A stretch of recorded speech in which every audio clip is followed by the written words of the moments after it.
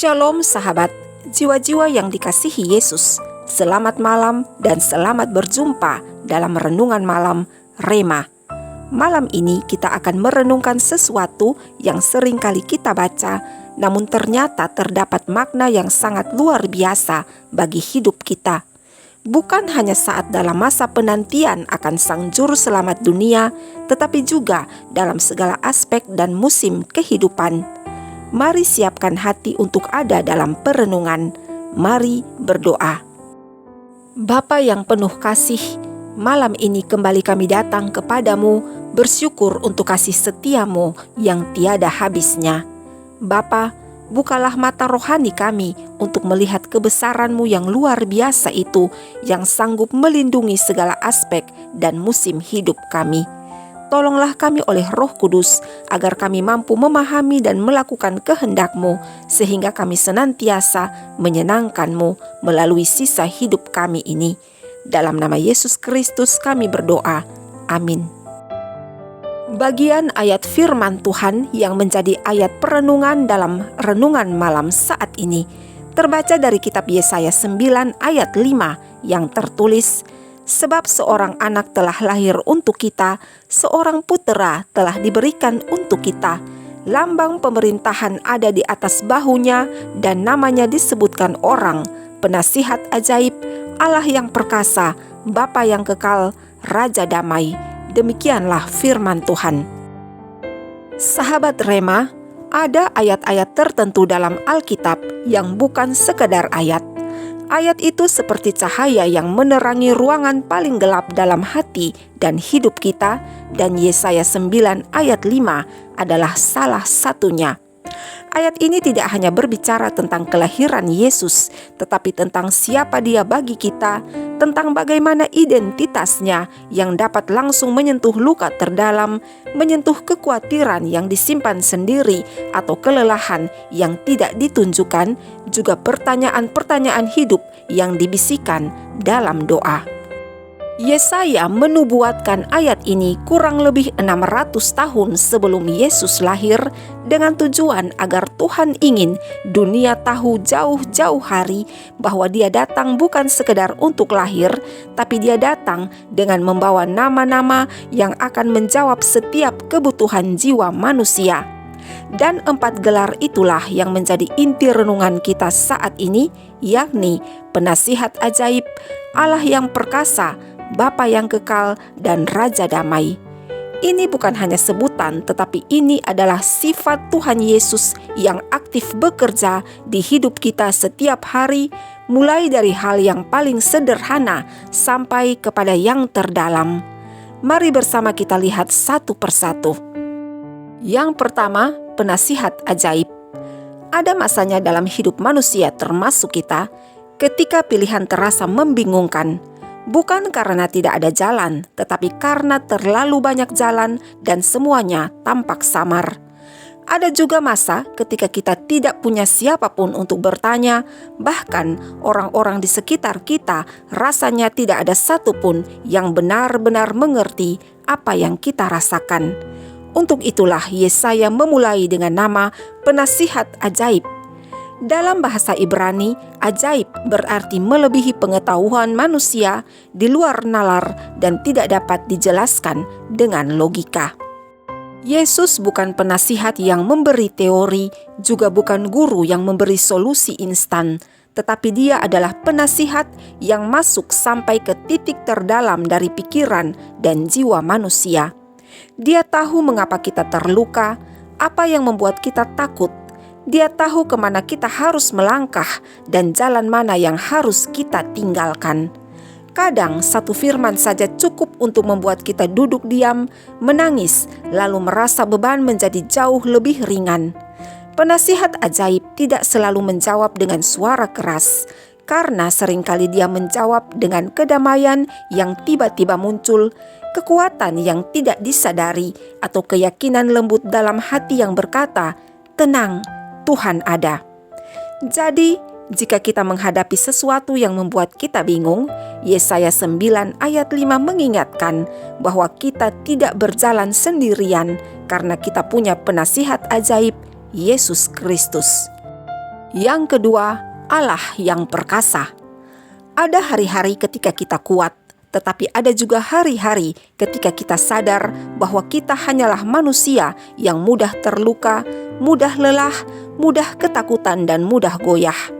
Kadang kita tidak jatuh, tapi kita nyaris jatuh. Dan kadang kita tidak hancur, tapi kita retak di dalam. Pada titik itulah Yesaya memperkenalkan nama kedua, Allah yang perkasa. Ini bukan tentang kekuatan fisik, namun ini tentang Tuhan yang tidak pernah kalah dari apapun, seperti dosa, kematian, kegelapan, masa lalu, kuasa si jahat, bahkan hal-hal yang tidak bisa dikalahkan manusia. Kita tidak diminta untuk memenangkan setiap pertempuran hidup dengan kekuatan sendiri, tapi kita diminta bersandar pada Allah yang perkasa yang sanggup membawa kita kepada kemenangan demi kemenangan. Allah yang perkasa berarti Dia sanggup mengangkat beban yang tidak bisa kita angkat. Dia sanggup membuka jalan yang tidak bisa kita buka. Dia sanggup menyembuhkan dan memulihkan luka yang sudah terlalu dalam, serta Dia sanggup menolong kita tepat di saat ketika manusia lain menyerah. Sahabat, mungkin kamu merasa kecil, lemah, dan tidak berdaya. Namun malam ini Yesaya mengingatkan bahwa kamu punya Allah yang perkasa, yang lahir dalam kelembutan tetapi mempunyai kekuatan yang dapat menghancurkan setiap belenggu, bahkan yang terbesar sekalipun. Yang ketiga, Bapa yang kekal. Ini adalah bagian yang paling menyentuh banyak orang, sebab di dunia ini ada banyak hati yang haus akan sosok Bapa, yaitu Bapa yang mencintai tanpa syarat, Bapa yang tidak pernah pergi, Bapa yang tidak menyakiti, dan Bapa yang hadir ketika dibutuhkan. Karena itu, Yesaya berkata bahwa Yesus adalah Bapa yang kekal. Dalam budaya Yahudi, Bapa berarti sumber kehidupan, pelindung, pemelihara, dan pribadi yang memikul tanggung jawab atas anak-anaknya. Sementara kata kekal berarti tidak berubah, tidak meninggalkan, tidak tergantikan, dan tidak terbatas waktu. Yesus bukan hanya Tuhan, tetapi Dia Bapa yang memeluk, mengerti, dan selalu ada meski dunia berubah. Ada luka dalam hidup manusia yang hanya bisa disembuhkan oleh kasih seorang Bapa. Dan Yesaya mengingatkan bahwa di dalam Kristus kita punya Bapa yang seperti itu. Jadi, jika merasa kurang dicintai, kurang dimengerti atau ditinggalkan, ingatlah bahwa ada kasih Bapa yang tidak pernah gagal untuk mencintai. Kasih itulah yang memulihkan, menguatkan, dan memeluk kita malam ini. Dan yang keempat, Raja Damai. Semua manusia termasuk kita pasti pernah mengalami kelelahan dalam hidup. Manusia bisa kehabisan energi, kehabisan harapan, dan kehabisan kemampuan untuk menenangkan diri. Tetapi Yesaya menegaskan bahwa Yesus adalah Raja Damai. Bukan hanya pembawa damai, tetapi Yesus adalah Raja atas damai itu sendiri. Artinya, damai bukan kondisi, tetapi damai adalah pribadi. Damai sejati bukan ketika masalah hilang, tetapi ketika Yesus hadir. Damai bukan hidup tanpa badai, tapi hidup bersama Yesus di tengah badai. Damai juga bukan ketika semuanya teratur, tetapi ketika semuanya masih berantakan, namun hati kita percaya bahwa Tuhan yang pegang kendali. Damai bukan hasil keadaan, tetapi damai adalah hasil dari penyembahan. Ketika kita berhenti berusaha mengendalikan segalanya dan membiarkan Yesus yang memegang kendali, maka damai pasti ada. Jadi, jika ada kekhawatiran yang disimpan selama ini, jika ada peperangan batin yang dihadapi, atau jika ada pertanyaan yang tidak tahu jawabannya, ingatlah bahwa kita punya Raja yang memerintah dengan damai di hati setiap kita. Keempat sebutan ini bukan empat pribadi yang berbeda. Ini adalah satu Yesus, satu Mesias, satu Tuhan yang bekerja dalam empat dimensi berbeda. Ketika bingung, Dia penasihat ajaib. Ketika lemah, Dia Allah yang perkasa. Ketika merasa sendirian, Dia Bapa yang kekal. Dan ketika gelisah, Dia Raja Damai. Empat nama ini adalah empat sisi dari satu kasih yang sama. kasih yang turun dari surga, lahir dan dibaringkan dalam palungan, bertumbuh dalam ketaatan, mati di kayu salib, bangkit dalam kemuliaan, dan kini hidup dalam hati setiap kita. Sahabat Rema terkasih, ayat ini adalah undangan untuk mengenali Yesus lebih dalam dan mengingatkan bahwa kelahirannya bukan peristiwa, melainkan penyataan kasih.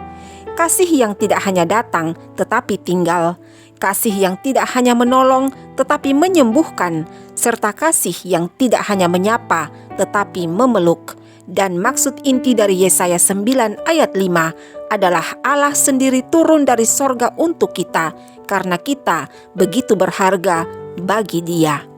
Mari berdoa bersama. Bapa, di dalam nama Yesus, kami bersyukur untuk firman-Mu malam ini. Engkau adalah penasihat ajaib, Allah yang perkasa, Bapa yang kekal dan Raja damai bagi hidup kami. Biarlah apa yang kami dengar tidak hanya berhenti di telinga, tetapi turun ke hati dan mengubah cara hidup kami seturut kehendak-Mu. Mampukanlah kami untuk berjalan dalam terang-Mu, dituntun oleh hikmat-Mu, dikuatkan oleh kuasa-Mu, dipeluk oleh kasih-Mu, dan dipenuhi oleh damai-Mu. Kami menyerahkan hidup kami sepenuhnya ke dalam tangan-Mu. Terpujilah nama Tuhan Yesus Kristus, kini dan selamanya. Amin. Sahabat Rema yang diberkati Tuhan, marilah kita meresapi 4 gelar Tuhan kita ini, bukan hanya sekedar sebagai sebutan, tetapi menghidupinya dalam keseharian hidup kita. Silahkan berbagi video ini kepada mereka yang kamu kasihi, agar mereka juga tahu bahwa mereka punya Tuhan yang luar biasa, yang sanggup menolong, memulihkan dan menyertai hidup mereka hingga kesudahan zaman.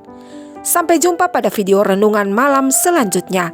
Selamat malam dan selamat beristirahat dalam kasih dan perlindungan sempurna dari Tuhan kita, Yesus Kristus. Shalom.